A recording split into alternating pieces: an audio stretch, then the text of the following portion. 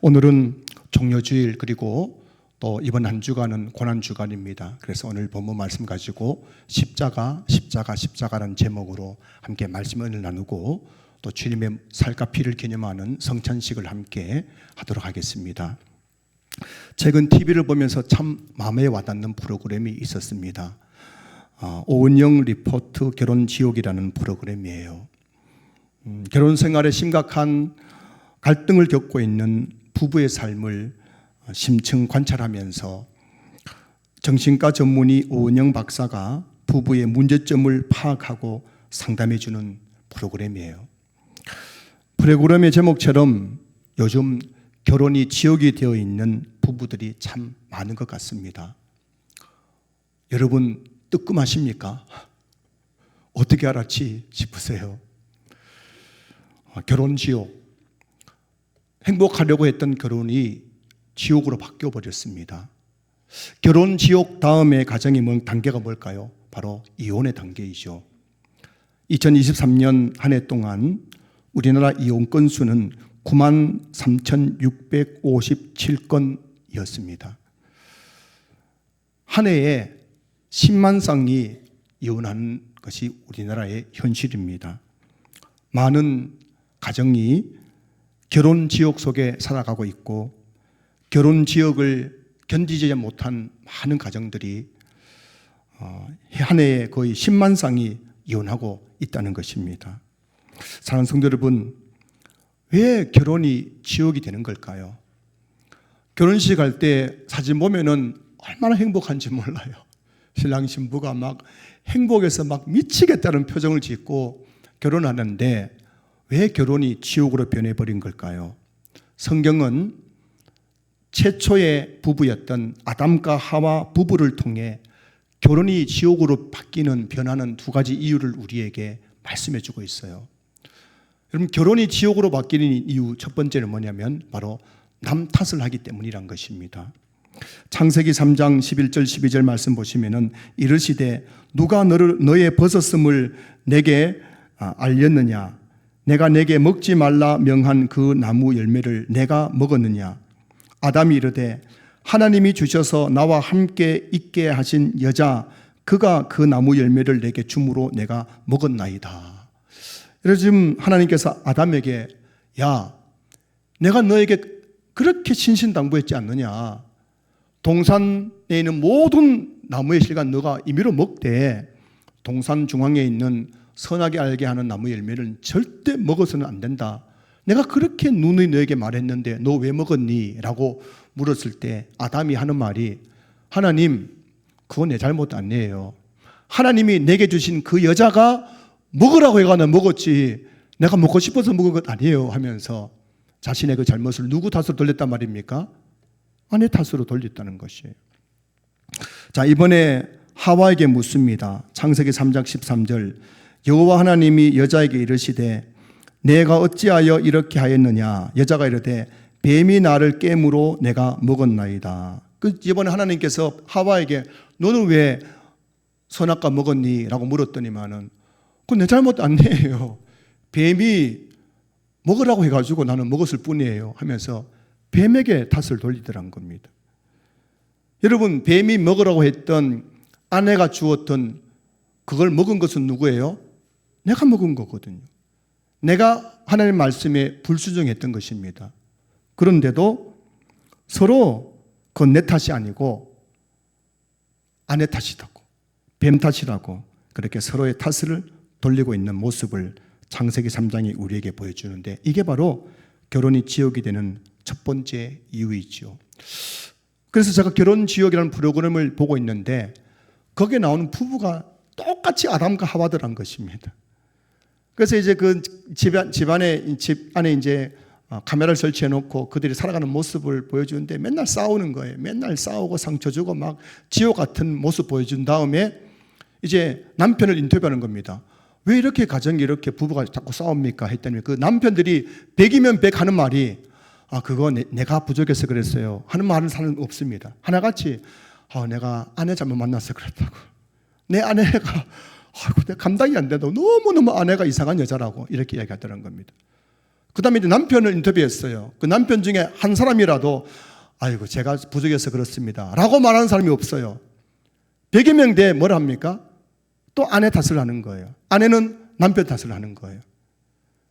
그 서로 탓을 하니까 여러분 이게 이 싸움이 끝이 나요 안 나요? 끝이 안 나고 계속해서 그냥 결혼이 지옥이 되는 거예요. 여러분 제가 여러분 가정 지옥 만들어질 방법 가르쳐 드릴게요. 여러분 가정 지옥 되려면 이렇게 하면 됩니다. 지옥 되려면 맨날 집에 가가지고 다 니 때문이야 니 때문이야. 맨날 남편 아내 소갈질하면서 니 때문이야 니 때문이야. 내가 이래 된 게 니 때문이고 내가 불행한 게 니 때문이고 애들이 이렇게 된 건 니 때문이야 니 때문이야 계속하면요 여러분 가정 지옥 되는 겁니다. 그런데 여러분 가정을 천국으로 만드는 방법 알려드릴까요? 무슨 일이 일 때마다 뭐라고요? 답은 다 알고 있어요. 답은 다 알고 있어요. 내 탓이요. 여러분 니 탓이요라고 하면 뭐가 생기는입니까? 정죄만 있는 거예요. 내 탓이요 할 때 뭐가 있어요? 회개가 있는 거죠. 여러분 우리 가정이 천국 되려면은 내 탓이요라는 회개가 있으면은 우리 가정 천국 되는 줄로 믿습니다. 결혼이 지옥되는 두 번째 이유는 집착 때문이라고 창세기가 말씀하고 있어요. 창세기 3장 16절 말씀 보시면 또 여자에게 이르시되 내가 내게 임신하는 고통을 크게 다하리니 내가 수고하고 자식을 낳을 것이며 너는 남편을 원하고 남편은 너를 다스릴 것이니라 하시고 라고 되어 있는데 여기서 너는 남편을 원하고 할 때 이 원하고라는 이 이제 히브리어 단어의 의미가 중요한 거거든요. 이 원하고라는 이 단어의 의미가 뭐냐면은 굶주린 자가 먹을 것을 찾아 이리저리 뛰어다니는 것과 같이 여자가 남자의 사랑을 갈망하여서 이리저리 뛰어다니는 것, 이것을 원하고라는 의미란 겁니다. 그 아내가 굶주린 자가 먹을 것을 찾아 이리저리 뛰어다니는 것 같이 남자의 사랑을 갈망하면서 이리저리 뛰어다니면서 맨날 남편에게 집착하는 거라는 거예요. 집착하는 거. 그러니까 여러분 아내가 맨날 이리저리 뛰어다니면서 남편에게 막 집착하니까는 남편이 열받아요 안 받아요? 열받고 스트레스 받고 그러니 이게 지금 남편이 그냥 이게 지금 지치는 거예요. 견딜 수가 없는 겁니다. 반면에 창세기 3장 16절 다시 보시면은 남편은 너를 다스릴 것이니라 라고 되어 있어요. 이 무슨 말씀이냐면은 남편은 아내를 자기 소나기 안에 두려고 하는 거예요. 자기 소나기 안에 두려고 하는 거예요. 물 떠와라. 그럼 물 떠오고 뭐 하라 그러면 하고 막 남편이 아내를 자꾸 자기 소나기 속에서 아내를 다스리려고 한다는 겁니다. 근데 여러분 요즘 세상에 남편 소나기에 지어서 살아갈 여자가 있어 없어요? 없는 거예요. 그런 여자가 어디 있습니까?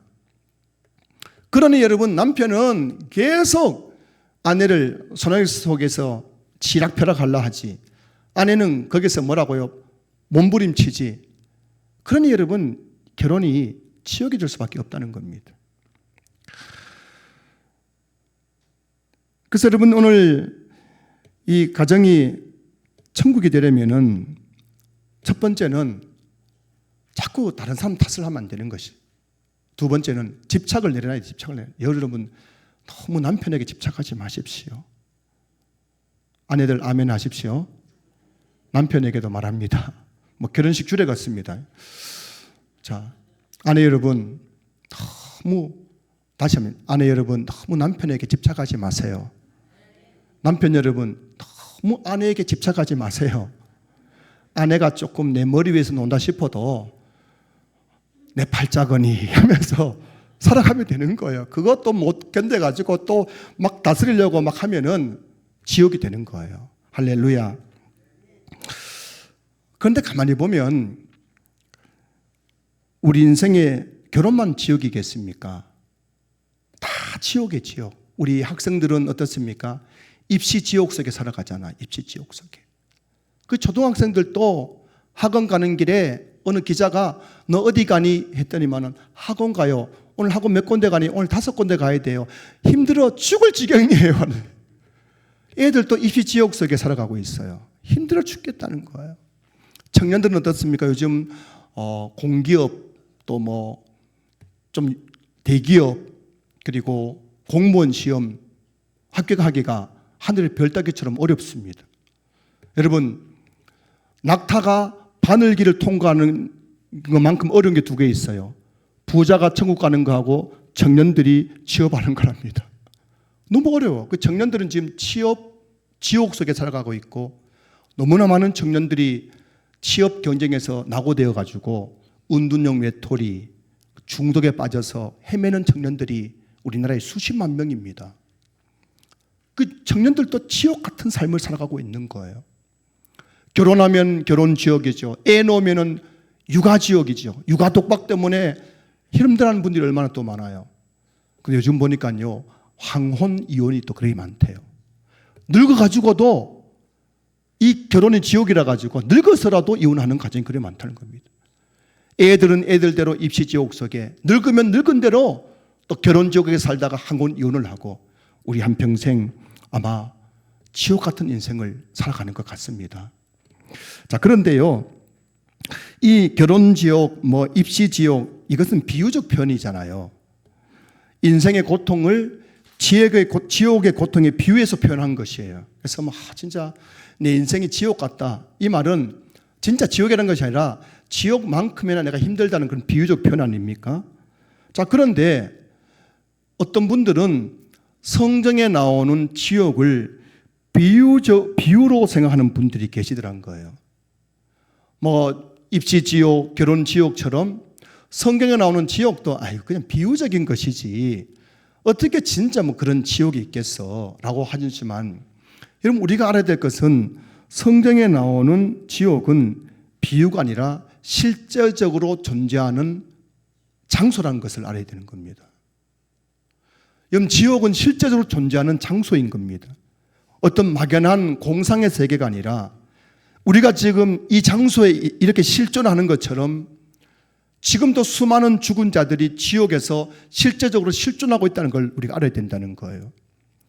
마태복음 18장 8절 9절 말씀 보시면은, 만일 내 손이나 내 발이 너를 범죄하게 하거든 찍어 내버리라. 장애인이나 다리 저는 자로 영생에 들어가는 것이 두 손과 두 발을 가지고 영원한 불에 던져지는 것보다 나으니라. 만일 내 눈이 너를 범죄하게 하거든 빼어내버리라. 한 눈으로 영생에 들어가는 것이 두 눈을 가지고 지옥불에 던져지는 것보다 나으니라. 예수님이 지옥은 실제하는 장소라고 말씀하고 있는 거예요. 여기서 영생에 들어가는 이란 영생은 바로 천국을 말하는 겁니다. 천국도 실제로 존재하는 장소이고, 영원한 불, 지옥불 하는 이 지옥도 실제로 존재하는 장소임을 성경이 우리에게 너무나 분명하게 말씀하고 계신 겁니다. 지옥은 꺼지지 않는 영원한 불 속에서 고통당하는 곳입니다. 누가 여러분 이런 지옥에 들어갑니까? 마태복음 18장 8절 9절 보면은 너를 범죄하게 하거든 이란 말이 계속 반복되는 거예요. 지옥은 누가 들어가느냐? 바로 범죄한 자가 들어가는 곳이 지옥이라고 성경이 말씀하고 있습니다. 사랑하는 성도 여러분, 이런 생각이 들 때가 있지 않습니까? 그냥 사는 게 너무 힘들어가지고 그냥 죽어버렸으면 좋겠다 싶은 마음이 들 때가 있는 거예요. 너무 힘드니까요. 지금 또 우리나라 평균 하루에 40명씩 자살하는 나라가 대한민국입니다. OECD 국가 중에서 자살하는 인구가 제일 많은 나라 대한민국이에요. 지옥 같은 인생, 입시 지옥, 결혼 지옥, 취업 지옥, 항혼 이혼 같은 지옥 같은 삶을 살다가 차라리 죽으면 좋겠다 싶어서 많은 사람들이 스스로 죽음을 선택하는 경우가 얼마나 많아요. 여러분, 만약에 죽고 나서 모든 게 그냥 the end 해가지고 끝나버리면 얼마나 좋겠어요. 그렇지 않습니까? 막 살아가다가 너무 힘들 때 그냥 확 뛰어내리거나 무슨 목을 매거나 무슨 바다에 뛰어들거나 해가지고 죽으면 끝나버리면 얼마나 좋아요. 근데 여러분, 죽음은 결코 끝이 아닙니다. 히브리서 9장 27절 말씀 보십시오. 한 번 죽는 것은 사람에게 정해진 것이요 그 후에는 심판이 있으리니. 여러분, 사람이 죽으면 끝이 아니라 죽음 이후에 우리를 기다리는 것은 하나님의 심판입니다. 모든 인간은 죽은 다음에 하나님의 심판대 앞에 서서 하나님의 재판을 받게 되는 거예요. 그 재판을 통해서 범죄한 자들, 죄가 있는 자들은 하나같이 지옥불에 던져지게 된다라고 예수님께서 우리에게 말씀해 주고 계신 겁니다. 여러분, 지옥은 그리고 천국은 실제 않은 장소라는 사실을 여러분들이 믿을 수 있기를 주님의 이름으로 축복합니다. 지옥이 없으면 천국이 의미가 없잖아요. 여러분, 지옥 없으면 천국 가본들 뭐 하겠어요? 지옥이 없는데 이 땅에서 한평생 잘 먹고 잘 살다가 죽어서 지옥 없으면 천국 그까지 안 가도 그만이 할 수 있겠지만, 지옥이 있기 때문에 우리가 천국이 얼마나 좋은 곳인지를 알 수가 있는 것이잖아요. 아파본 사람만이 건강이 얼마나 소중한지를 아는 거예요.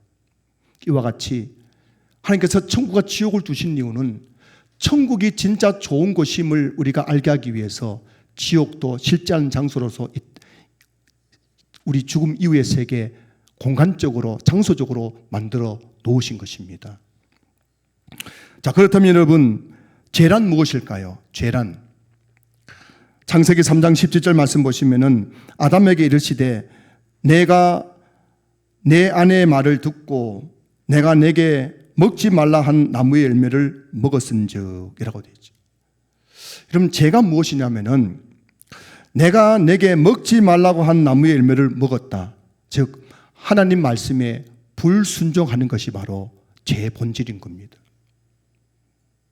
우리는 세상적인 그 법을 가지고 죄를 논하기 때문에 거짓말을 밥 먹듯이 해요.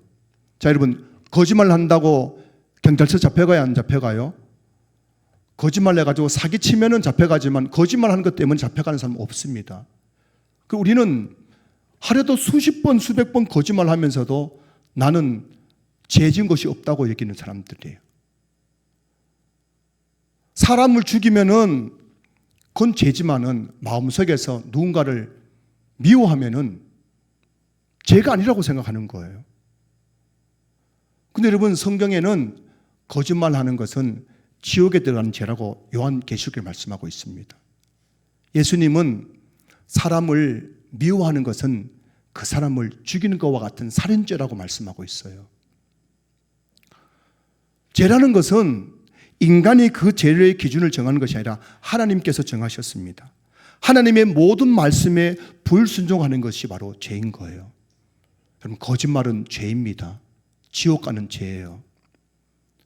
마음속에 누군가를 미워하는 것은 지옥 가는 죄입니다. 여러분들이 용서하지 못하는 마음을 품는 것은 지옥 가는 죄인 거예요. 여러분, 죄가 얼마나 무서운지를 사람들은 잘 모르는 것 같아요. 하나님은 죄에 대해서 반드시 형벌을 내리십니다. 거짓말하는 자는 거짓말에 합당한 형벌을 내리시는 거예요. 다른 사람을 한평생 미워하며 살아가는 사람은 그 미움에 합당한 형벌을 내리시는 거예요.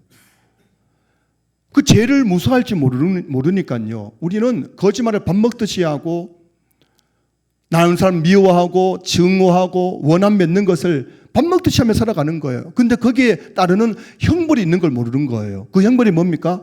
내 인생이 지옥되는 거예요. 누군가를 한없이 미워해 보십시오. 내 마음은 지옥으로 바뀌는 겁니다.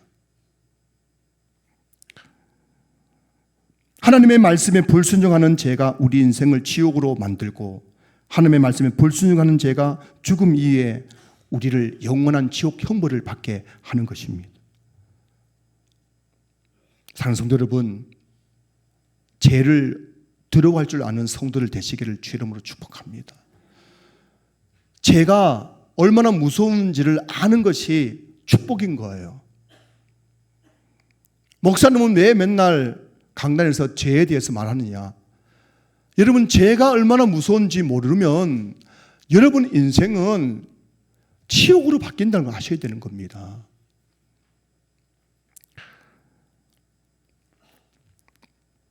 자, 그런데 하나님은 죄로 인해 지옥 인생을 살아가고 죽음 이후에도 지옥 형벌을 받을 수밖에 없는 우리를 위해 놀라운 계획을 세우셨어요.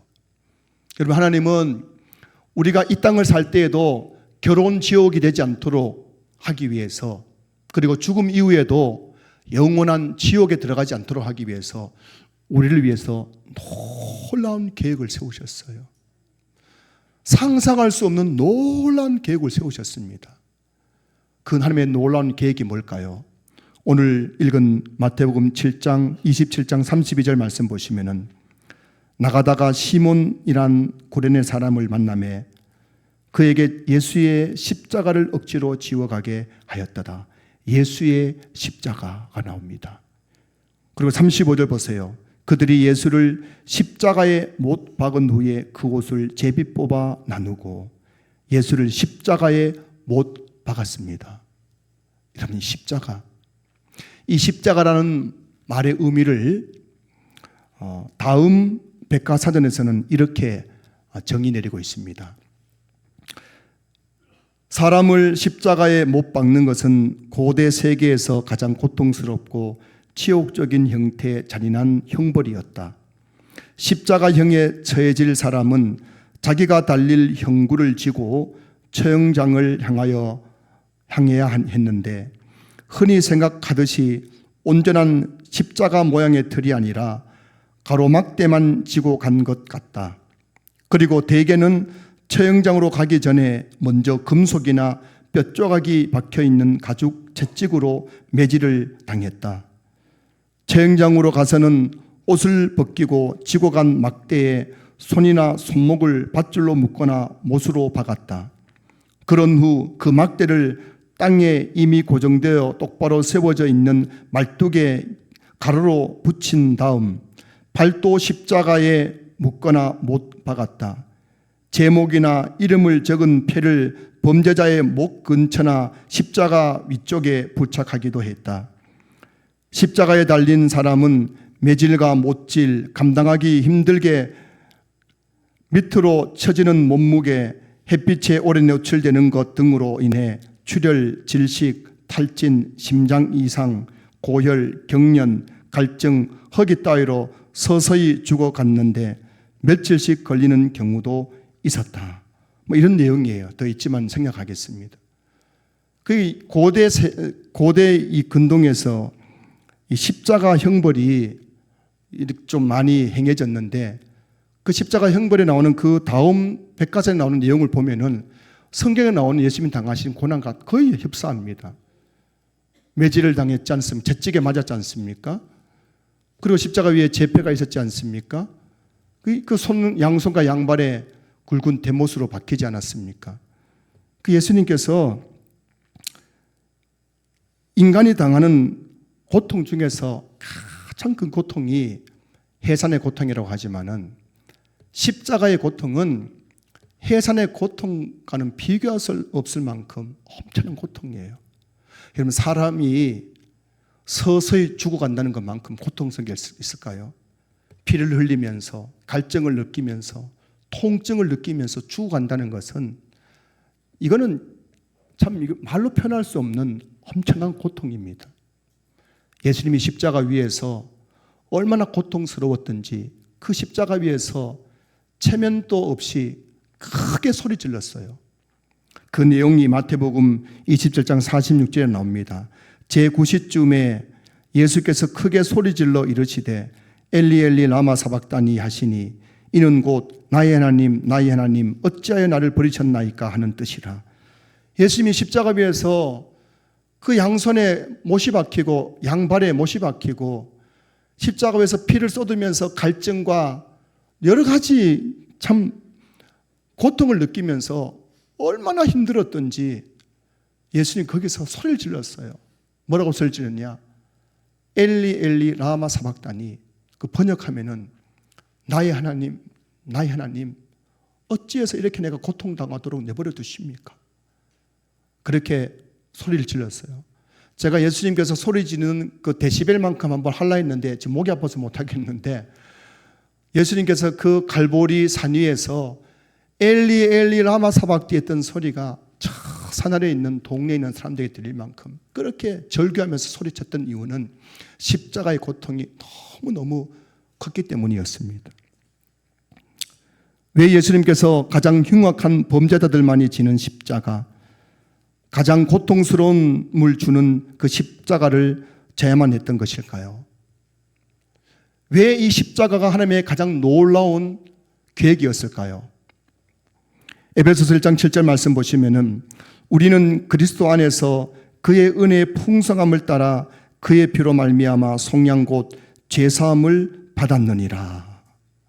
여기서 속량이라는 이 단어의 뜻이 뭐냐면은 노예가 노예의 신분에서 벗어나 자유를 얻거나 죄수들이 자신이 선고받은 형을 면제받기 위해서 속전, 그 죄를 속하고 노예 신분을 속하기 위해서 돈을 내는 행위를 가리키는 거예요. 속전하는 행위를 가리키는 이 속량이라는 단어의 뜻이.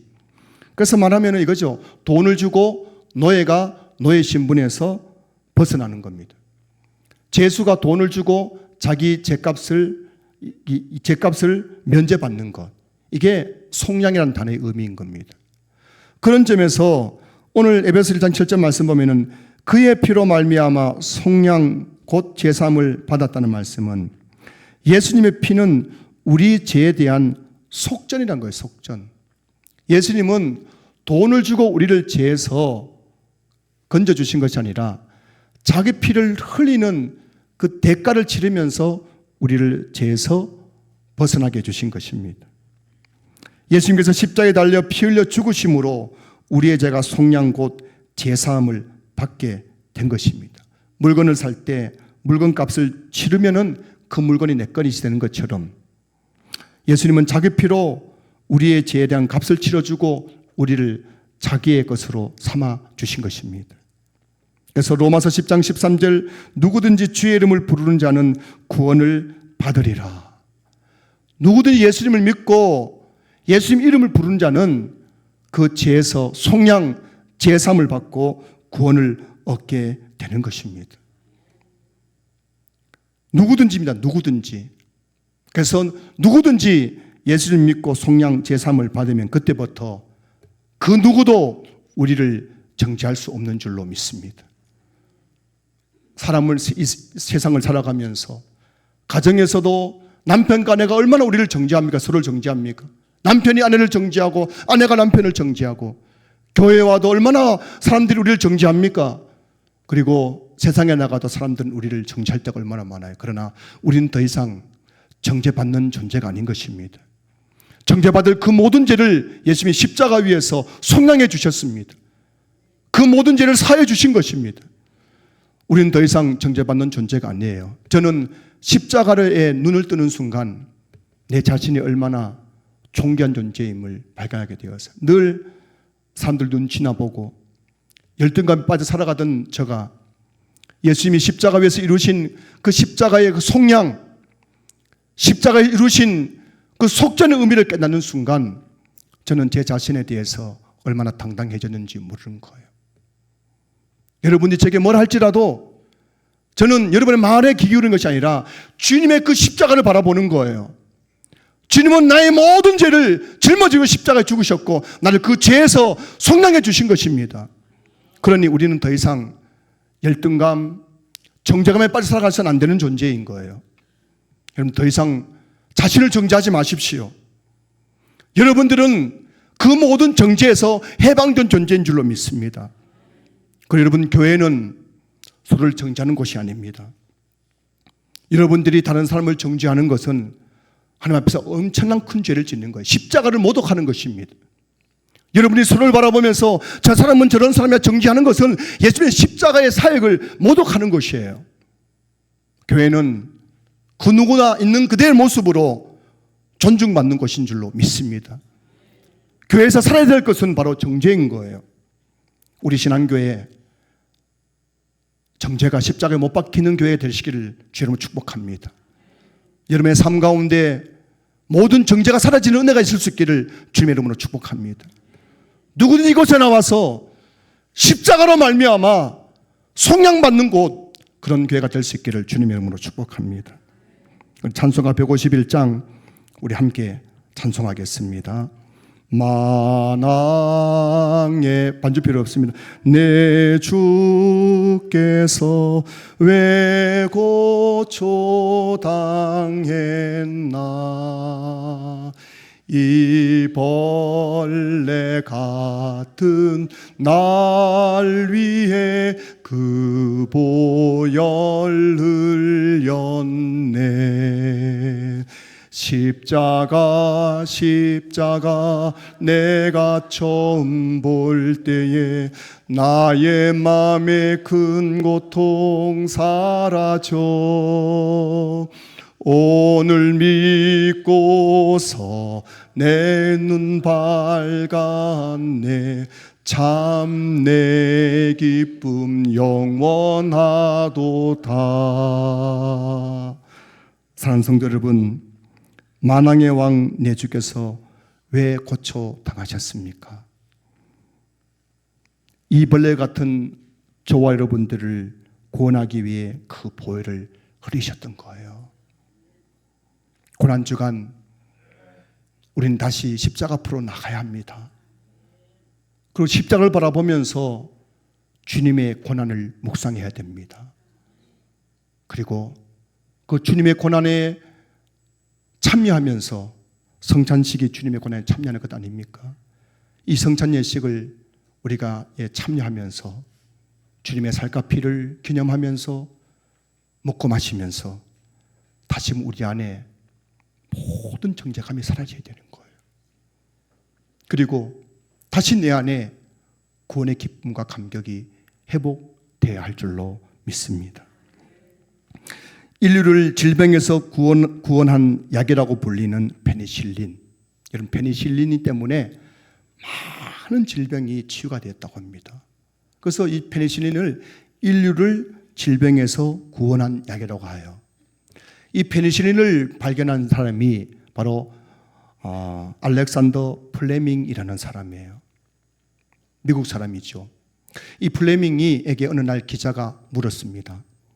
당신은 노벨 생리학상, 노벨 의학상을 받을 만큼 인류를 위해 많은 업적을 남겼습니다.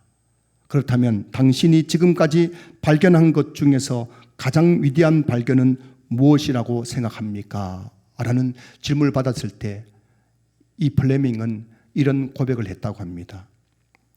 내가 지금까지 발견한 수많은 발견 중에서 가장 위대한 발견은 페니실린이었습니다. 라고 말한 것이 아니었어요. 내가 지금까지 세균학의 아버지로서 수많은 세균을 발견했고 수많은 사람의 생명을 살렸지만 내가 지금까지 발견한 것 중에서 가장 위대한 발견은 내가 죄인이라는 사실을 발견한 것이고 내가 예수 그리스도의 십자가 보혈로 죄를 용서받고 구원받았다는 사실을 발견한 것입니다. 라고 고백했다고 합니다. 나무 이야기하니까 여러분 별 감동이 없네요. 여러분, 노벨상을 2번 받았던 이 플레밍에게 기자가 물었던 거예요. 당신의 가장 위대한 발견이 뭡니까? 자기가 하고 싶은 이야기 얼마나 많았겠어요. 나는 뭐도 발견했고 뭐도 발견했고 뭐도 발견했고 뭐도 발견했고. 그런데 플레밍은 내가 발견한 게 가장 위대한 발견은 내가 죄인이라는 사실을 발견한 것. 그리고 나를 이 죄에서 구원할 분은 오직 예수 그리스도와 그분의 보혈밖에 없음을 발견한 것입니다. 이 고백이 이번 고난주간에 저와 여러분의 고백이 되었으면 좋겠어요. 오늘 성찬식을 하면서도 나 같은 죄인을 살리신 주님의 은혜에 감격하여서 주님의 살과 피를 먹고 마시면서 다시 한번 내 자신을 주님 앞에 내어드릴 수 있는 귀한 시간 되었으면 좋겠습니다.